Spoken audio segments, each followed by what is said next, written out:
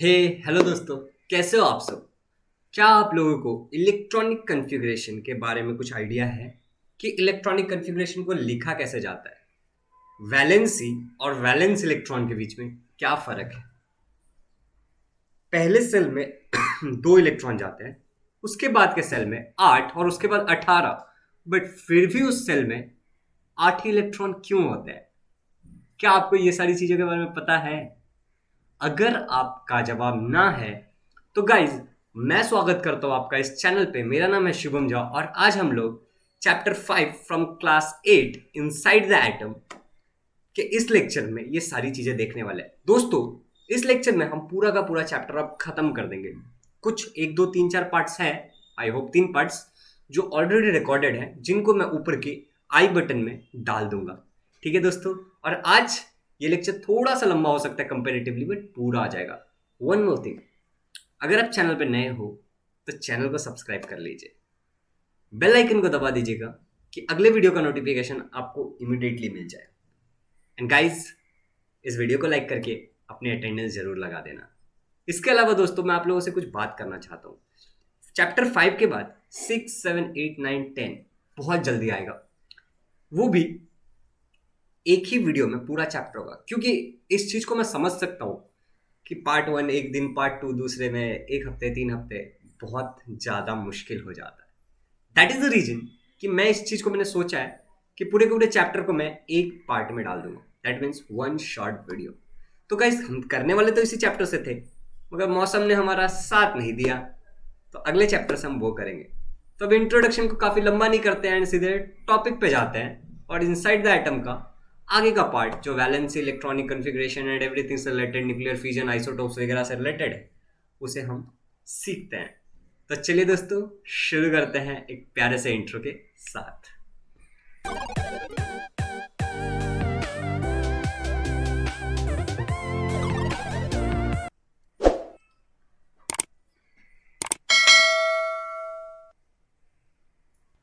तो hello guys, मैं आप सबका स्वागत करता हूं इस टेक्स्ट बुक में। सुनने में फनी लग रहा है? जी हाँ, फनी ही था वैसे। चलो, तो आज का हमारा टॉपिक है इलेक्ट्रॉनिक कॉन्फ़िगरेशन ऑफ एलिमेंट्स, और वो है इन सारे टॉपिक के बाद। तो अगर आपने ये सारे टॉपिक्स नहीं देखा है तो मैंने जैसे एक बार बताया था, मैं फिर से बताता हूँ, आई बटन में सारे वीडियोस मिल जाएंगे। प्लीज़ देखिए और अपने प्यार की बारिश करिए उस वीडियोस पे। तो दोस्तों, अब हम सीखते हैं इलेक्ट्रॉनिक कॉन्फ़िगरेशन ऑफ एलिमेंट्स।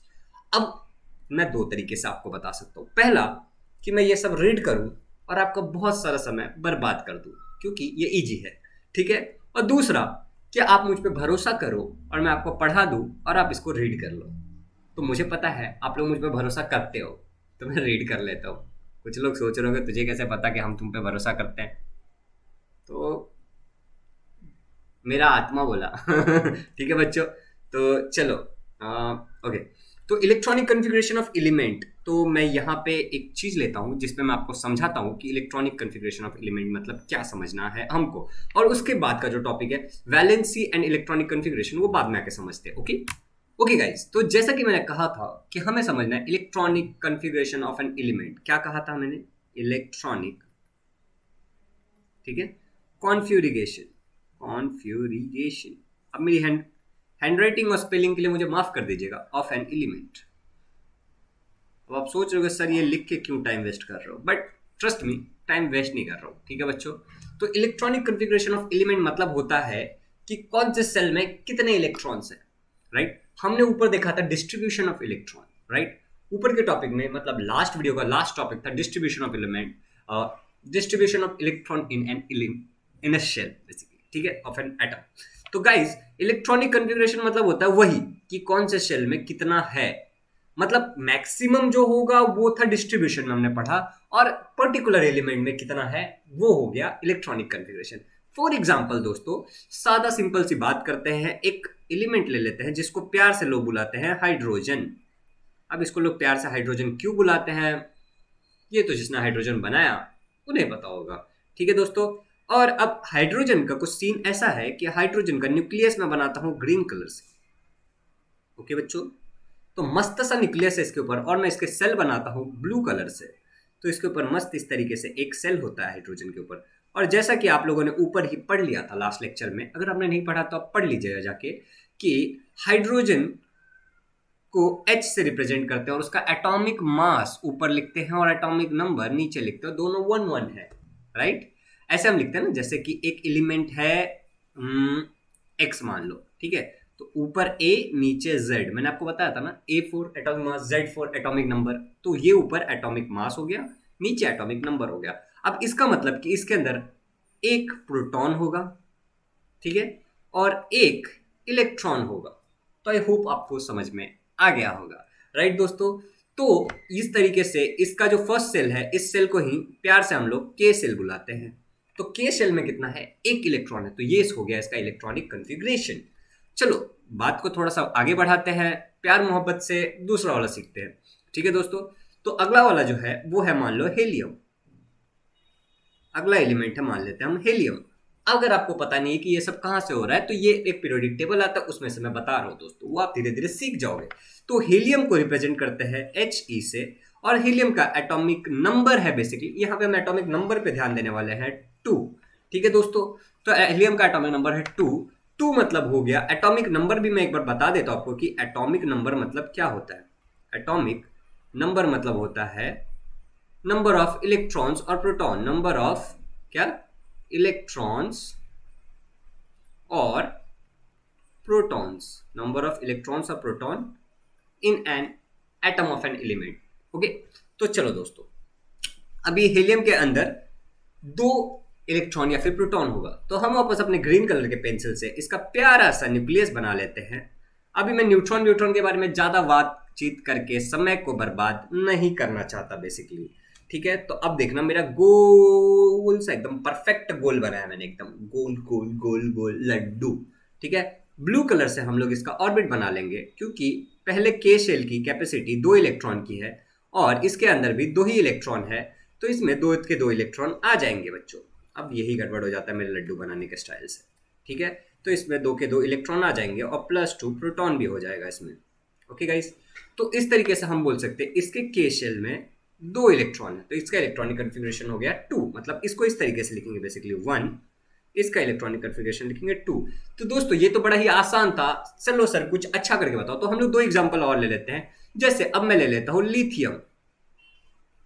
अब लिथियम को रिप्रेजेंट करते हैं Li से और इसका एटॉमिक नंबर होता है 3, ठीक है दोस्तों। एटॉमिक नंबर को Z से रिप्रेजेंट करते हैं, जैसा कि मैंने आपको ऊपर बताया नहीं था तो मैं बता रहा हूं, Z से रिप्रेजेंट करते हैं। और यहाँ पे जैसा कि आप देख रहे हो इसको 3 है, तो 3 में हम लोग अपने प्यारे से ग्रीन कलर से वापस बना लेते हैं एक प्यारा सा न्यूक्लियस, उसके ऊपर ब्लू से बनाते हैं एक सेल जिसकी कैपेसिटी है 2 इलेक्ट्रॉन्स की, लेकिन इसमें 2 इलेक्ट्रॉन यहाँ आ गया और बचा 1 इलेक्ट्रॉन, ये 3, तो यहाँ पे आ गया और यहाँ पे एक और लगेगा सेल अपने को, ठीक है दोस्तों। तो यहाँ पे एक और सेल चाहिए, कहाँ चला गया।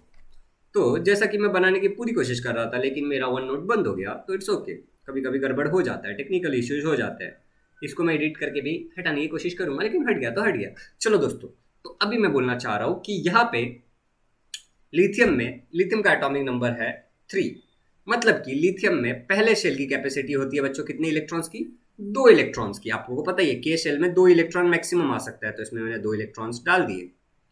अब बचा 1 इलेक्ट्रॉन, वो चला गया L सेल में, इस सेल का नाम था K, इस सेल का नाम है L, तो K और L, तो इस तरीके से इसका इलेक्ट्रॉनिक कॉन्फ़िगरेशन लिखा गया। अब एक और एग्जांपल लेते हैं और समझ लेते हैं, और उसके अंदर आपको और कुछ बताता हूं। अब थोड़ा बड़ा ले लेते हैं, अब हम ले लेते हैं सोडियम, ठीक है बच्चों। अब हम ले लेते हैं सोडियम।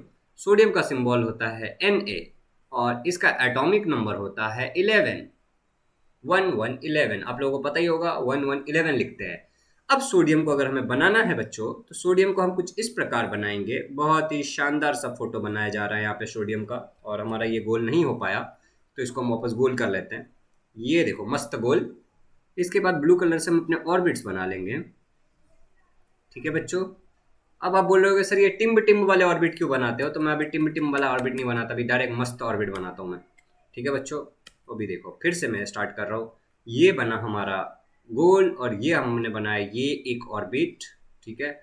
अभी देखो यहाँ पे समझदारी वाली बात ये है कि अगर इसका एटॉमिक नंबर 11 है तो इसके पहले सेल की कैपेसिटी 2 है, बचे कितने, 2 चला गया तो, और 9 बच गया, राइट। 10 11 11 होने के लिए।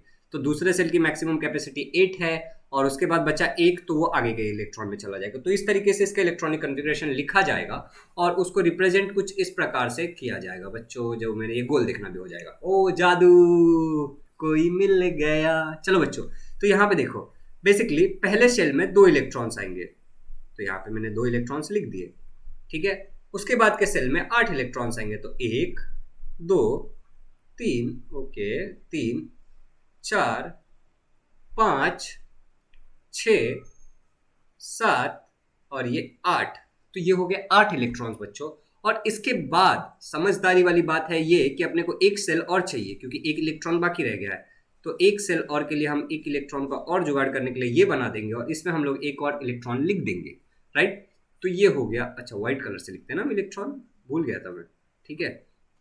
तो इस तरीके से सोडियम का बन गया। तो बच्चों इस तरफ जो मैंने आपको दिखाया है ये भी इलेक्ट्रॉनिक कन्फिग्रेशन है और इसको हमने ये डायग्राम के फॉर्म में लिखा है, ठीक है। स्ट्रक्चर मॉडल के फॉर्म में मैंने आपको दिखाया कि इस तरीके से होता है। ये बीच में जो ग्रीन मैंने बनाया बेसिकली इसमें 11 प्रोटॉन होंगे और 12 न्यूट्रॉन होंगे, ठीक है दोस्तों। तो वो अलग बात हो गया। तो बेसिकली यहाँ पे प्रोटॉन न्यूक्लियस बना है बीच में और उसके बगल में ऑर्बिट्स बना है जिसमें इलेक्ट्रॉन घूमते रहते हैं, प्लस हाफ और माइनस हाफ रोटेशन होता है। इतना अंदर मत जाओ अभी, ठीक है। तो ये आपको इतना समझ में आ गया होगा। अब दोस्तों अगली बात करते हैं। यहां तक मैंने आपको ये बता दिया है। अब एक और राज की बात, जैसे कि ये पहला वाला सेल है, ठीक है दोस्तों। मैं अभी हाईलाइट एक ये ले लेता हूँ, हाईलाइटर ले लेता हूँ एंड मैं बता रहा हूँ ये जो है ये पहला सेल है, ठीक है दोस्तों। जैसा कि आपको दिख ही रहा होगा, एक मिनट, ओके, ये जो है पहला सेल है, ओके। अच्छा कुछ और ले लेता हूँ यार, नहीं दिख रहा है, ओके। तो मैं रेड कलर ले लेता हूँ, रेड हमने यूज नहीं किया। ये जो पहला सेल है बच्चों, ठीक है, तो ये पहले सेल की कुछ एनर्जी होती है। क्या होती है? कुछ एनर्जी होती है, ठीक है दोस्तों। अब जैसे जैसे सेल्स बढ़ते जाते हैं उसकी एनर्जी भी बढ़ते जाती है। तो ये पहले सेल की कुछ एनर्जी है, उसकी तरह पहले सेल की कुछ एनर्जी है, उससे ज्यादा ये दूसरे सेल की एनर्जी हो गई। अब यहाँ पे 3 सेल्स का इस्तेमाल हुआ, पहला सेल, दूसरा सेल और ये तीसरा सेल। तो इसकी एनर्जी तीसरे सेल की ज्यादा होगी। जैसे जैसे वो बढ़ता है एनर्जी बढ़ते चला जाता है, ठीक है दोस्तों। इस पहले सेल को प्यार से लोग के सेल बुलाते हैं, इसको एल सेल बुलाते हैं और इसको एम सेल बुलाते हैं। ये भी आपको पता ही होगा, ठीक है दोस्तों। तो ये पहले सेल को के सेल, एल सेल और एम सेल बुलाते हैं, ठीक है। तो एक बार मैं यहाँ पे नीचे लिख भी देता हूँ कि किसकी कैपेसिटी कितनी है। जस्ट लाइक के सेल की कैपेसिटी है, मैक्सिमम कैपेसिटी है 2, एल सेल की मैक्सिमम कैपेसिटी है 8, एम सेल की 18, लेकिन हम उसमें लिखते कितना है? 8 ही लिखते हैं, ये बात याद रखना, ठीक है। 18 नहीं लिखते, दैट इज बिकॉज कि सब ऑर्बिट्स में चले जाते हैं इलेक्ट्रॉन्स, ठीक है। अब सब ऑर्बिट्स क्या है ये हम बाद में जानेंगे, ठीक है दोस्तों। तो इसमें भी 8 ही इलेक्ट्रॉन्स हम लिखते हैं, 8, ओके दोस्तों। तो 2 और उसके सब में 8 8 8 8 डालना है हम लोगों को। आई होप कि आपको समझ में आ चुका होगा। तो गाइज, और हर सेल की अपनी अपनी एक एनर्जी लेवल होती है, ठीक है दोस्तों। तो यहां तक आई होप कि आपको सभी चीजें मैंने अच्छे से समझाया और आपको भी प्यार से समझ में आ गया होगा। अभी दोस्तों अगला जो टॉपिक है वो मैं आपको पहले टेक्स्ट बुक में दिखाता हूँ और उसके बाद हम लोग वापस आके यहाँ पे वो डिस्कशन करेंगे। तो बच्चों जैसा कि आप लोग देख पा रहे हो, इलेक्ट्रॉनिक कन्फिग्रेशन ऑफ एलिमेंट जैसा कि हमने बताया 2 8 18 32, लेकिन के एल एम एन में रेस्पेक्टिवली होता है। जैसा कि आप यहाँ पढ़ो एक बार, ठीक है। मैं एक जस्ट थोड़ा सा दिखा देना चाहता हूँ यहाँ पे और यहाँ पे। तो ये सब पढ़ के आपको यही समझ में आएगा कि मैक्सिमम कैपेसिटी एंड ऑल चीज़ों की जो मैंने बात की वहाँ पे, ठीक है दोस्तों। और एक एटम एक से दूसरे में जाता है तो उसका क्या होता है ये भी मैंने बात किया था। जैसे यहाँ पे भी वो चार्ट यही दिया है जो मैंने वहाँ पे आपको समझाया बेसिकली, कि हाइड्रोजन का सिंबल H है, हीलियम का H ही है, लिथियम का ये है, देखो सोडियम का यहाँ पे दिया इन लोगों ने ये 11। तो मैंने कुछ 3-4 एग्जाम्पल लेके आपको बताया। इतने एग्जाम्पल तो हम ले नहीं सकते, टाइम ज़्यादा ही चला जाएगा, ठीक है। Number of electrons in the atom, पहले में 1, दूसरे में 2, फिर 3 और सोडियम में 11, वो भी मैंने आपको बताया। फिर के शेल में 1 होता है, फिर 2 होता है, ठीक है। और एल सेल में कितना जाएगा? इसमें 0, यहाँ पे भी 0, यहाँ पे भी 0। तो इलेक्ट्रॉनिक कन्फिग्रेशन क्या हो गया? 1 हो गया। इसमें 2 है तो पहले में ही 2 चला जाएगा। इसमें 3 है तो 2 और 1, तो इलेक्ट्रॉनिक कन्फिग्रेशन 2 और 1 हो गया, जैसा कि मैंने आपको बताया था। अब मैं यहाँ पे सोडियम का बता देता हूँ। सोडियम के पहले शेल में जाते हैं 2 इलेक्ट्रॉन, दूसरे में 8 और तीसरे में 1। तो इसका इलेक्ट्रॉनिक कन्फिग्रेशन हो जाता है 2 8 1। तो गाइस यही सारी चीजें बेसिकली मैंने आपको वहां पे समझा रही, यहाँ भी वही चीजें समझानी थी। तो अब ये सब चीजें हमारी हो गई है। अगला जो हमारा टॉपिक, और ये देखो ये वाला डायग्राम भी मैंने आपको अच्छे से बता दिया है। यहाँ पे जो साइड में आपको प्यारा सा डायग्राम दिख रहा है जिसमें हाइड्रोजन बताया है, तो मैंने आपको ऑलरेडी हाइड्रोजन बता दिया, हीलियम भी बता दिया, कार्बन तो मैंने नहीं बताया बेसिकली, लेकिन मैंने सोडियम बता दिया। तो सब बताना जरूरी तो नहीं है, आप भी समझदार हो, ठीक है। और समझदारी आप कैसे दिखाओगे? ये करके, ठीक है दोस्तों। तो अभी जो अपना टॉपिक है next, valence and electronic valency and electronic configuration. तो मैंने जैसा कि इंट्रो में बोला था what is different between valence and valency, ठीक है, तो उसे भी मेरा बताना फर्ज बनता है, तो मैं वो आपको समझाने वाला हूँ। और यहाँ से लेकर के बच्चों, ठीक है, ये सारा का सारा पार्ट देखो, ये जो सारा का सारा पार्ट है, नहीं इतना नहीं, मतलब काफी कुछ मैं तुमको बता, वैलेंस इलेक्ट्रॉन्स जो यहाँ पे लिखा हुआ है यहाँ पे, ठीक है, यहाँ तक का पार्ट, ठीक है दोस्तों, मैं आपको सारा का सारा समझाने वाला हूँ अभी, ठीक है। तो जस्ट एक बार मैं भी देख लूँ कि क्या लिखा है यहाँ पे। तो ओके दोस्तों, तो ये काफ़ी सिंपल सा चीज़ें हैं इसमें, तो मैं आपको सभी चीज़ें समझाऊंगा, बट एक बात आप यहाँ पे ध्यान से देख लो कि यहाँ पे कुछ चीज़ें ऐसी लिखी हुई है जो मैं आपको बताऊंगा, और आप पढ़ोगे तो आपको यहाँ पे पता चलेगा कि डुप्लेट, ठीक है, एंड ऑक्टेट, दो चीज़ें रहेगी यहाँ पे, डुप्लेट एंड एक कहीं तो लिखा होगा ऑक्टेट, ये देखो ऑक्टेट। तो इन चीज़ों का मतलब मैं आपको बहुत अच्छे से आगे समझाने वाला हूँ, तो ये आपको समझना पड़ेगा। तो चलिए दोस्तों, हम अपने पेज पे दोस्तों, जैसे कि हम अपने पेज पे वापस आ चुके हैं और अब हमें डिस्कस करना है वैलेंस एंड वैलेंसी।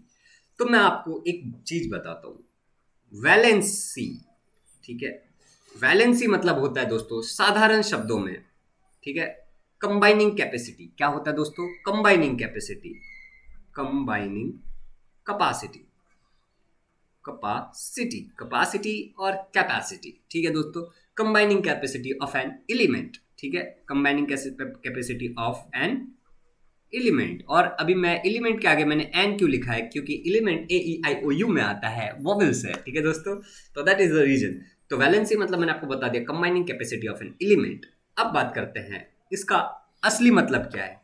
कि इसका असली मतलब ये है कि जैसे यहाँ पे जैसे कि आप देख सकते हो, ये हाइड्रोजन, ये हमारे प्यारे से हाइड्रोजन में, ठीक है दोस्तों, मैं इस बाकी सारी चीज़ों को एक प्यारे से उसमें ले लेता हूँ जिसको कहते हैं शेप, रेड कलर के शेप में ले लेता हूँ मैं, ठीक है दोस्तों, तो कैसा आपको ज़्यादा बेटर समझ में आएगा। ओके गाइस, तो ये मैंने इस शेप में ले लिया है, ट्रेपेजियम में ओके दोस्तों, तो यहाँ पे जो हाइड्रोजन है इसमें आपको दिख रहा होगा कि इसमें एक ही इलेक्ट्रॉन है, राइट। तो एक ही इलेक्ट्रॉन होने के कारण एक और इलेक्ट्रॉन ला सकता है, ठीक है। तो जो भी एटम के पास एक इलेक्ट्रॉन की कमी होगी तो उसके साथ ये ले करके या फिर अपना एक ऑर्बिट शेयर करके उसके साथ कंबाइन हो जाएगा और एक कंपाउंड बनाएगा। So that is called combining capacity, और उसी चीज को हम लोग प्यार से वैलेंसी बुलाते हैं। उसको हम लोग क्या बुलाते हैं दोस्तों?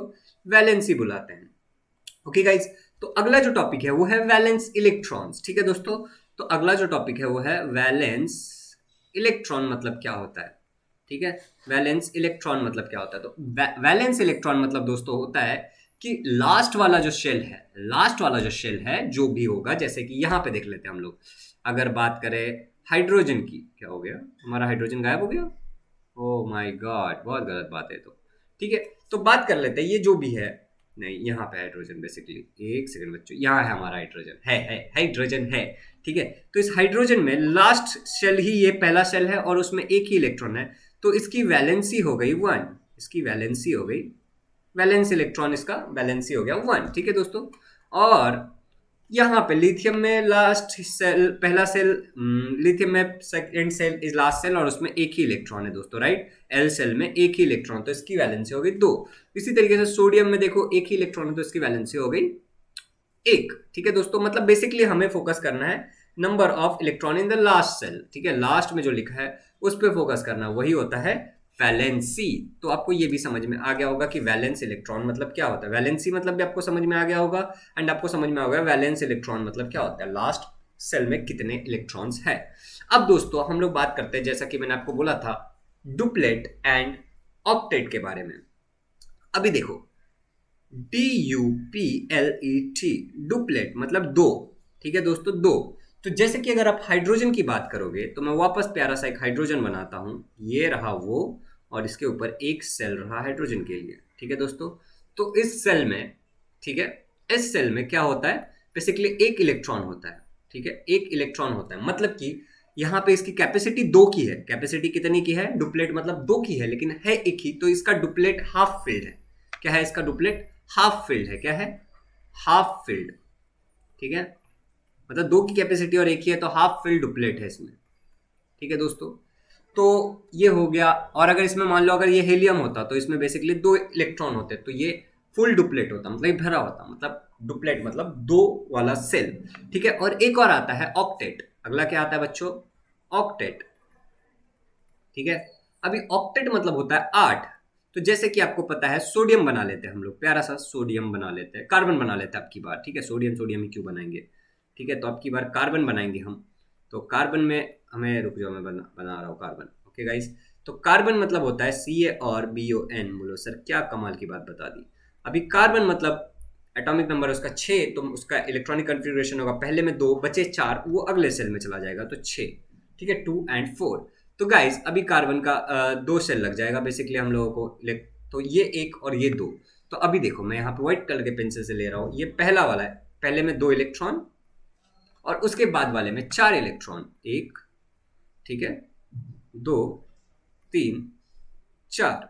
तो ये हो गए 6 इलेक्ट्रॉन टोटल। तो बेसिकली दोस्तों यहां से हमें ये समझ में आ गया कि कार्बन का जो ऑक्टेट है, ये वाले जो सेल है, इसकी कैपेसिटी 8 की है, तो इसको ऑक्टेट बुलाएंगे। और इसमें से 4 ही है, तो हाफ फिल्ड ऑक्टेट है इसका। क्या है दोस्तों इसमें? Half filled octet, half filled octet, okay, half filled octet. अभी हो सकता है हाफ फिल्ड के जगह, मतलब ये हाफ फिल्ड है, हाफ फिल्ड ना हो, इसमें मान लो कि एक ही होता, ठीक है, तो ये कुछ और होता और ये नहीं होता, तो बेसिकली फुल फिल्ड हो या नहीं हो। तो बेसिकली डुप्लेट मतलब 2 इलेक्ट्रॉन रखने वाले सेल, जो कि के शेल है, अकेला के शेल ही क्या है, डुप्लेट है, ओके, के सेल ही अकेला डुप्लेट है। बाकी सारे जो सेल है के बाद L M N so on जहां तक जाएगा, ये सारे के सारे ऑक्टेट है दोस्तों। वो क्या है? ऑक्टेट है। तो आई होप कि आपको ये भी समझ में आ गया होगा, एंड मैंने आपको काफी अच्छे से बताया ये चीजें, ठीक है दोस्तों। तो डुप्लेट और ऑक्टेट भी आपको समझ में आ चुका होगा। तो हम अपने पेज पे वापस आते हैं एक बार।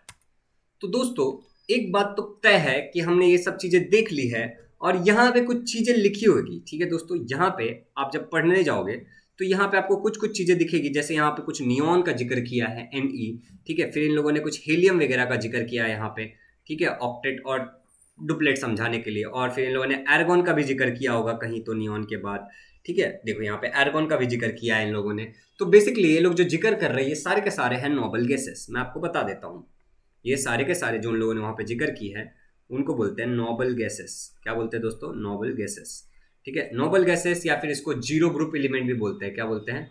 जीरो ग्रुप एलिमेंट, ठीक है दोस्तों। अब इनकी खास बात ये होती है कि इनका जो डुप्लेट होता है, ठीक है, और ऑक्टेट, ठीक है, इनका जो ऑक्टेट होता है, ठीक है, ऑक्टेट स्पेलिंग को छोड़ो, वो हमेशा फुल फिल्ड होता है। कैसा होता है दोस्तों? फुल फिल्ड होता है। मैंने आपको कोई भी एग्जांपल नहीं दिखाया, लेकिन मैं अब आगे चल के आपको एग्जांपल दिखाऊंगा। तो नोबल गैसेस या फिर जो भी जीरो ग्रुप में होंगे, जो 18th ग्रुप में होते हैं पीरियोडिक टेबल के, उसके डुप्लेट या ऑक्टेट हमेशा फुल फिल्ड होते हैं। तो यहाँ पे बस उन लोगों ने यही सारी चीजें लिखी है और कुछ नहीं है। फॉर एग्जाम्पल हम बात कर लेते हैं, यहाँ पे आओ, आप हेलियम को देखो। हेलियम का ये पहला सेल है, राइट, ये पहला सेल है और इसकी कैपेसिटी 2 इलेक्ट्रॉन की। पहला सेल है मतलब ये के सेल है और इसमें 2 इलेक्ट्रॉन्स है, यहाँ पे आप देख सकते हो। तो इसका डुप्लेट फुल फिल्ड है, ठीक है। तो ये एक नोबल गैस हो गया बेसिकली। अभी बात करते हैं ये नियॉन की। और फुल फील्ड होता है तो वो स्टेबल होता है, और हाफ फील्ड होता है तो भी थोड़ा हद तक स्टेबल होता है, और जीरो फील्ड स्टेबल होता है। उसके अलावा कुछ भी स्टेबल नहीं होता। स्टेबल मतलब शांत रहेगा, इधर उधर नहीं करेगा ज्यादा, ठीक है, ज्यादा मतलब करेगा जरूर, ठीक है, फुल फील्ड में बिल्कुल नहीं करेगा, ठीक है दोस्तों। अब यहाँ पे देखो, पहले सेल में 2 इलेक्ट्रॉन है तो इसका डुप्लेट भी फील्ड है, ठीक है। उसके बाद सेल है अगला जो कि ऑक्टेट होता है, एल सेल, उसमें 8 इलेक्ट्रॉन से देखो, 1 2 3 4 5 6 7 8, मतलब इसका ऑक्टेट भी फील्ड है। तो ऑक्टेट भी फील्ड है मतलब ये एक नोबल गैस है या फिर जीरो ग्रुप एलिमेंट है। तो ये भी उस कैटेगरी में आ गया जो हमने समझा था 18 ग्रुप वाले में, ठीक है दोस्तों। तो यहाँ पे मैंने आपको ये सारी चीजें समझा दी है बेसिकली, ठीक है। और यहाँ पे भी कुछ वही सारी चीजें लिखी हुई है, और तो मेरे हिसाब से कुछ भी नहीं है, ठीक है दोस्तों। तो अब हम सीधे इस पॉइंट पे आ जाते हैं, ठीक है। और कुछ ये सारे सवाल है कि बेसिकली किस तरीके से आप माइनस प्लस करके निकालोगे, तो they are very very easy, ठीक है दोस्तों। और यहाँ पे कुछ अजीब सा लिखा है कि वैलेंसी मतलब हेन तेन, तो प्लीज उस पर ध्यान मत देना, थोड़ा सा सर के ऊपर से चला जाएगा ऑक्टेट और डुप्लेट के बारे में। जो मैंने आपको ऑक्टेट के बारे में बोला, 8 होंगे जिस भी सेल में, कैपेसिटी 8, जिसमें 8 इलेक्ट्रॉन जाएंगे ऑक्टेट और जिसमें 2 जाएगा डुप्लेट। अगर ऑक्टेट या डुप्लेट दोनों भरा हुआ है किसी सेल का पूरी तरीके से, हर ऑक्टेट और डुप्लेट तो एक ही होता है, और सारे ऑक्टेट अगर भरे हुए तो वो नोबल गैसेस होते हैं, जीरो ग्रुप एलिमेंट। इतना ही याद रखना, बाकी कुछ नहीं, ठीक है दोस्तों। अभी यहाँ पे हमारी दीदी पेंसिल को मुंह में रख के कुछ बोलने की कोशिश कर रही है, ठीक है। हाँ, मैंने इसको दीदी बुलाना स्टार्ट कर दिया।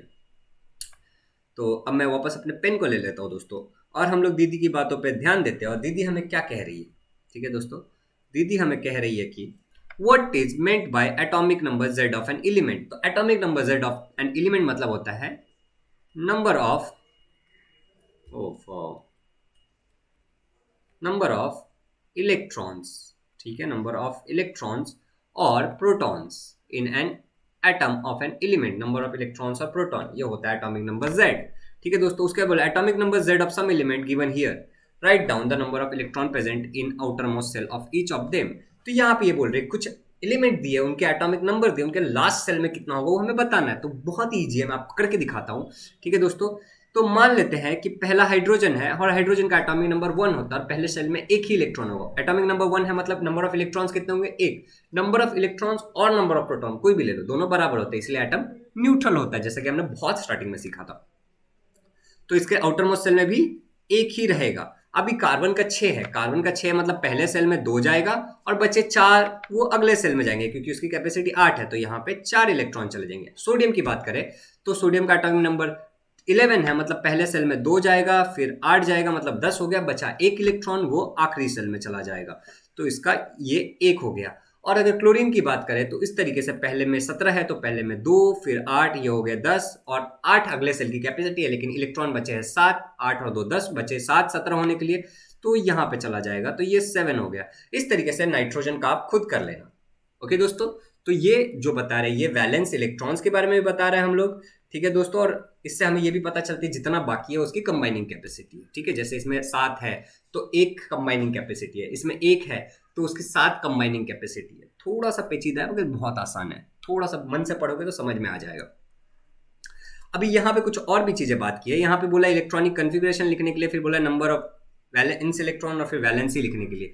तो इसी तरीके से ये भी करना है, आप खुद कर लेना दोस्तों। अभी यहाँ पे कुछ पूछा है कि एटॉमिक नंबर और मासेस हमेशा होल क्यों होते हैं।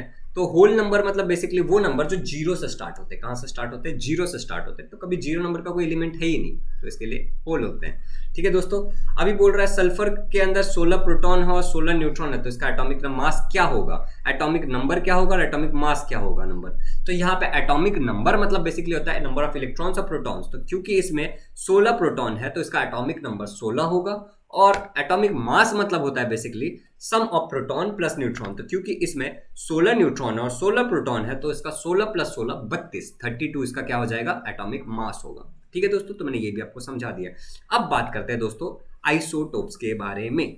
तो आइसोटोप्स के बारे में रीड नहीं करूंगा, मैं आपको सिंपल सी जानकारी देता हूं कि आपको ये सब देख के भी समझ में आ जाएगा। बेसिकली आइसोटोप्स मतलब वो इलेक्ट्रॉन्स होते हैं, मतलब वो एटम होते हैं, बेसिकली वो एलिमेंट होते हैं आइसोटोप मतलब, जिनका एटॉमिक नंबर सेम रहता है, एटॉमिक नंबर सेम रहता है लेकिन एटॉमिक मास नंबर अलग होगा। अब एटॉमिक नंबर क्या चीज से बनता है, number of electrons and protons, मतलब उस एलिमेंट में, उस एटम में, उस एटम के एलिमेंट में या फिर एलिमेंट के एटम में नंबर ऑफ इलेक्ट्रॉन्स और प्रोटॉन तो सेम रहेगा, मतलब कि एटॉमिक नंबर हमेशा सेम रहेगा लेकिन एटॉमिक मास नंबर अलग रहेगा। तो एटॉमिक मास कैसे करते हैं हम लोग, सम ऑफ प्रोटॉन एंड न्यूट्रॉन। तो प्रोटॉन तो सेम ही है लेकिन न्यूट्रॉन ज्यादा और कम होगा। कंसेप्ट समझ में आया, मैं अच्छे से समझाता हूं आप लोगों को। ठीक है दोस्तों, तो यहां पे मान लो, ठीक है, पहले तो आपको ये क्लियर होना चाहिए एटॉमिक नंबर क्या होता है, एटॉमिक मास नंबर क्या होता है। तो atomic mass number is sum of proton plus neutron and atomic number of electrons और प्रोटॉन। तो अभी यहां पे देख लेते हैं बच्चों। ठीक है, यहां पे बोल रहा है कार्बन का एक आइसोटोप होता है कार्बन 12, कार्बन 13 और कार्बन 14। ठीक है दोस्तों, तो जैसा कि आप लोगों को दिख रहा होगा my PC is in battery saver mode, तो हम लोग इसको छोड़ देते हैं और यहाँ पे ध्यान देते हैं। ठीक है, तो मास नंबर मतलब 12 और यहाँ पे 13 और यहाँ पे 14, मतलब एटॉमिक मास एक का 12 है, एक का 13 है, एक का 14 है, मतलब वही कार्बन का एटॉमिक नंबर यहाँ पे हमेशा सब में 6 ही होगा। ठीक है, लेकिन मास नंबर ऊपर देख रहे हो 12, 13 और 14 अलग है। तो प्रोटॉन तो सब में सेम ही रहने वाला है, नंबर ऑफ क्या बदलने वाला है, न्यूट्रॉन बदलने वाला है। तो 6 6 12 हो गया उसका, 6 और 7 13 और 6 और 8 14 हो गया। तो basically in an isotope number of protons remains same, therefore number of proton and electron remains same, therefore atomic number is same but atomic mass number is different because the number of neutrons are changing in an isotope। तो I hope आपको ये भी समझ में आ गया होगा अच्छे से। अभी हाइड्रोजन के बारे में कुछ इन लोगों ने बताया है कि हाइड्रोजन के 3 आइसोटोप्स होते हैं जिसका नाम है हाइड्रोजन 1 पहला, फिर है ड्यूटेरियम और फिर है ट्रिटेनियम। तो इसके बारे में कुछ इंफॉर्मेशन जनरल आप कंप्लीट कर लेना आप, ठीक है दोस्तों। अभी अगला है यूजेस ऑफ आइसोटोप, कि दोस्तों हमें आइसोटोप कहाँ कहाँ पे काम आता है, और उसके बाद न्यूक्लियर रिएक्टर है। तो ये टॉपिक को हम बहुत अच्छे से समझने वाले हैं, लेकिन उससे पहले मैं लगा लेता हूँ अपने पीसी को चार्ज में। सो दोस्तों, हमारा जो टॉपिक है यूजेस ऑफ आइसोटोप्स, ठीक है, तो थोड़ा अच्छे से समझते हैं कि आइसोटोप्स का क्या काम है और आइसोटोप कहाँ कहाँ काम आता है, ठीक है दोस्तों। तो यहाँ पे आप देख सकते हो, थोड़ा डिटेल में जाते हैं। Isotopes of some elements are radioactive, कुछ एलिमेंट के जो आइसोटोप्स होते हैं वो रेडियो एक्टिव होते हैं। अब रेडियो एक्टिव मतलब इनमें से रेडिएशन निकलेगा। These are used in various fields such as industry, agriculture, medicine, research field। तो ये इन सारी जगह पे काम आता है। यूरेनियम 235, जिसके बारे में हमें काफी हद तक नीचे पढ़ना है, देखो यहाँ पे भी लिखा है ना यूरेनियम 235, तो इसको हमें काफी अच्छे से पढ़ना है। तो uranium 235 is used for nuclear fission and production of electricity. नीचे पढ़ना ही है तो इसको ज्यादा नहीं बताता अभी मैं। Some radioactive isotopes like cobalt 60 are used for medical treatment of fatal disease like cancer। कुछ जान के खतरे वाले डिसीज, मतलब एकदम मौत ला देने वाले डिसीज जैसे कि कैंसर, जिससे इंसानों की बहुत सारी मौत हो जाती है, उसको ट्रीट करने के लिए कोबाल्ट 60 एक आइसोटोप है जिसका यूज किया जाता है। और मैंने आपको बताया था आइसोटोप क्या होता है, फिर से सुनो। आइसोटोप इज समथिंग जिसका एटॉमिक नंबर तो सेम होता है बट एटॉमिक मास नंबर अलग होता है, ठीक है दोस्तों। चलो, आयोडीन 131 इज यूज्ड। तो गाइज अगला जो अपना टॉपिक है वो है आयोडीन, ठीक है। तो क्या लिखा है यहाँ पे, पेन गायब हो जाता है यार, ठीक है। Iodine 131 is used in treatment of goitre disease of thyroid gland. तो ये गोइटर डिसीज होता है जो थायराइड ग्लैंड के पास होता है यहाँ पे, उसको ट्रीट करने के लिए आयोडीन 131 का यूज करता है। आयोडीन क्या है, जो आपको नमक में मिलता है, देश का नमक, टाटा नमक। चलो फिर आगे बढ़ते हैं। The radioactive isotopes are used for detection of cracks, leakage of underground pipes. कुछ रेडियो एक्टिव आइसोटोप्स होते हैं जिनका यूज करते हैं क्रैक, मतलब अंडरग्राउंड में जो पाइप गया ना उसके क्रैक को डिटेक्ट करने के लिए। Radioactive isotopes are use for food preservation from microbes. तो फूड को प्रिजर्व करने के लिए भी यूज करते हैं माइक्रोब से।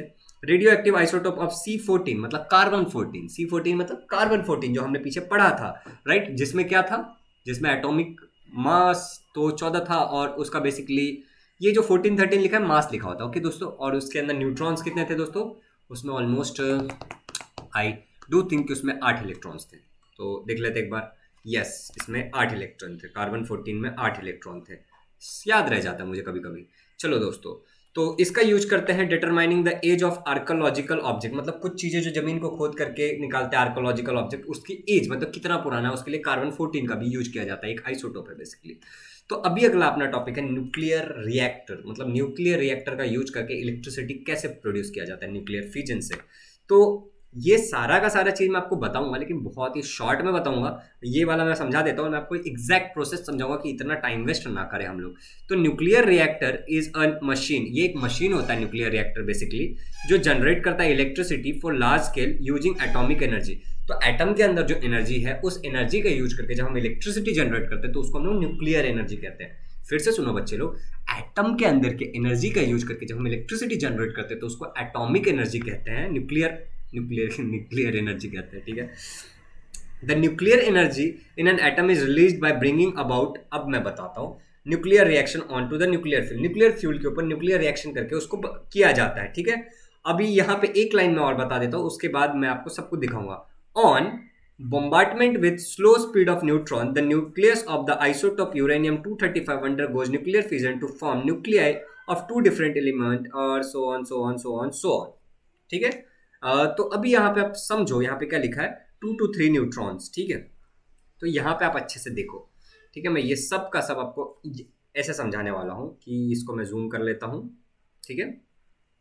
मैं थोड़ा सा इसको इधर ले लेता हूँ।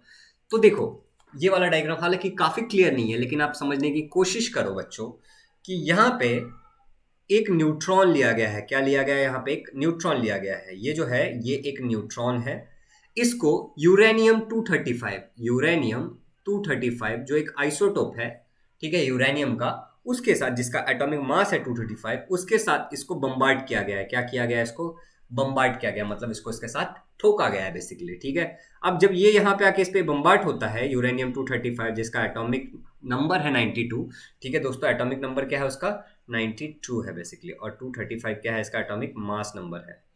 तो आई होप आपको ये भी समझ में आ गया होगा, ठीक है। तो उसके साथ जब बम्बार्टमेंट करते हैं तो वो डिवाइड हो जाता है उसका ये बेसिकली बम्बार्टमेंट करने के बाद क्या हुआ, दो हिस्से हो गए। और वो इमिट करता है बेसिकली दोस्तों, वो क्या इमिट करता है यहाँ पे, एक क्रिप्टॉन, ठीक है, एक क्रिप्टॉन का 92, एक ये इमिट करता है, इसमें से एक आता है, और एक ये वाला इमिट करता है दोस्तों, ठीक है। और इसके 2 से 3 न्यूक्लियस, देखो यहाँ पे क्या हुआ, एक, ठीक है, 2 और 3, ये फ्यूजन के कारण ऐसे 3 न्यूक्लियस बाहर आए जिसके एनर्जी का इस्तेमाल किया जाता है basically to generate the electricity, और हीट जनरेट करना पड़ता है और बहुत सारी आगे प्रोसेस होती है। तो बेसिकली ये जो सब लिखा हुआ है मैंने आपको समझा दिया। अब मैं वापस आ जाता हूँ टेक्स्ट बुक के पेज पे अच्छे से, और हम लोग वापस इसको समझने की अब कोशिश करते हैं, ठीक है बच्चों। तो यहाँ पे जैसा कि आप लोग देख पा रहे होंगे, क्या कहा है इन लोगों ने कि uranium 235 on bombardment with slow speed of neutrons, तो यहाँ पे मैंने आपको बताया स्लो स्पीड ऑफ न्यूट्रॉन से जब इसको बम्बार्टमेंट किया जाता है, ठीक है, तो isotope of uranium 235 undergoes nuclear fusion to form nuclei of 2 different element.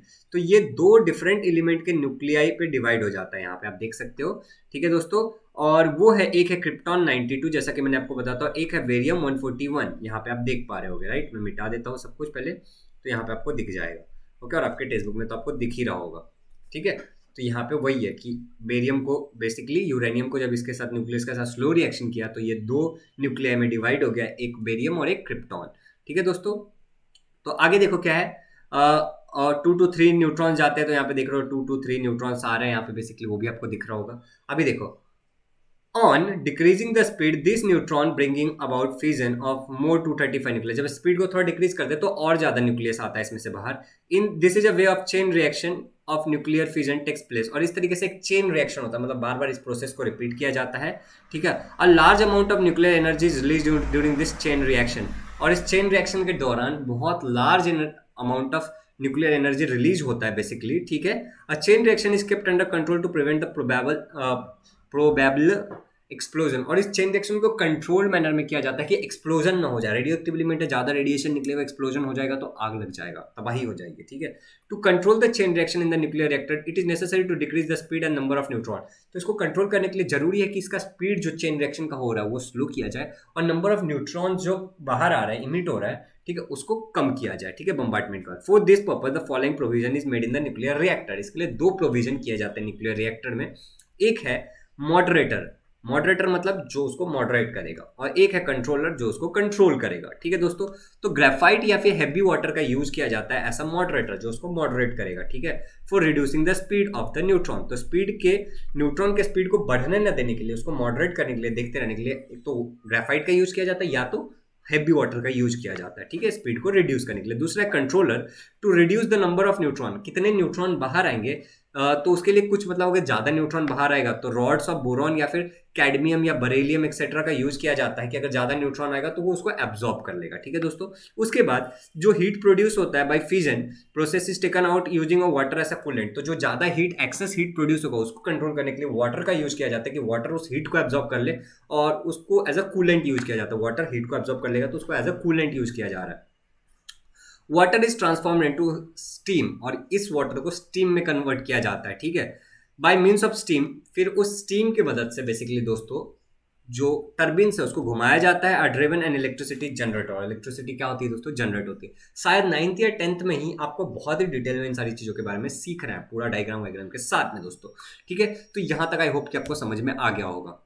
अभी गिव मी 1 सेकंड, थोड़ा सा साइड में ले लेता हूँ, थोड़ा सा 1 सेकंड का वेट कर लो, ओके बच्चों, ओ बस। तो यहाँ पे देखो अगला क्या है, आजकल इंडिया में, इन इंडिया टोटल, आजकल नहीं, in India total 22 nuclear reactors, मतलब टोटल 22 न्यूक्लियर रिएक्टर्स हैं इन 8 प्लेसेस, 8 जगह पे आर फंक्शनिंग, जो काम कर रही है। अप्सरा एट बाबा एटॉमिक रिसर्च सेंटर इन मुंबई, अप्सरा नाम की एक ऐसा ही न्यूक्लियर रिएक्टर प्लांट है बाबा एटॉमिक रिसर्च सेंटर इन मुंबई में, ठीक है, is the first nuclear reactor in India, ये पहला न्यूक्लियर रिएक्टर था इंडिया का, ठीक है, विच वेंट क्रिटिकल ऑन 24 अगस्त 1956, तो वो थोड़ा सा क्रिटिकल हो गया था इन 19 अभी आगे बढ़ते हैं हम लोग, ठीक है, 1956 में। India has large reserves of element thorium 232, तो इंडिया के पास बहुत सारा रिजर्वायर्स है इस एलिमेंट का, थोरियम 232, टू का। Therefore India scientist have developed a future plan of nuclear reactor based on production of the isotopes U-233 and thorium two thirty two. तो यूरेनियम-233 और थोरियम-232 का यूज करके इलेक्ट्रिसिटी प्रोड्यूस करने के लिए बहुत सारे प्लान हमारे साइंटिस्ट लोगों ने कर दिया है कि फ्यूचर में इलेक्ट्रिसिटी की कमी ना हो दोस्तों। तो यहाँ पे दोस्तों हम लोगों ने सब कुछ खत्म कर लिया है, और थोड़ा सा रिसर्च कर लेना। ICT इंडियन टोबैको नहीं, वो अलग है, ठीक है दोस्तों। तो आप थोड़ा सा रिसर्च कर लेना, जो भी आपको चाहिए यहाँ पे youtube.com वगैरह पे सर्च करके। हालांकि हमारा वीडियो यूट्यूब पे ही मिलेगा, तो आपके लिए रिसर्च वर्क ही हो गया ये। अब नीचे के एक्सरसाइज मैं आपसे जानना चाहता हूँ कि क्या आप चाहते हो कि मैं एक्सरसाइज पे वीडियो बनाऊं और डालूं एकदम डिटेल में। तो अगर आप चाहते हो तो आप नीचे कमेंट जरूर करना। और दोस्तों इसके अलावा अगर आपने चैप्टर पूरा देखा है तो thank you so much, comment करो कि यस सर मैंने पूरा देखा, मुझे समझ में आ गया। सो यहाँ पे हमारा ये जो चैप्टर था दोस्तों वो खत्म हो जाता है। तो दोस्तों जैसा कि हमारा चैप्टर हो गया है खत्म, जिसका नाम था इनसाइड द एटम, और ये लेक्चर काफी लंबा हो गया वैसे, और बाकी भी लेक्चर्स है जो मैंने आई बटन में डाल दिए, तो आप सभी चीज देखिए और अच्छे से सीख लीजिए।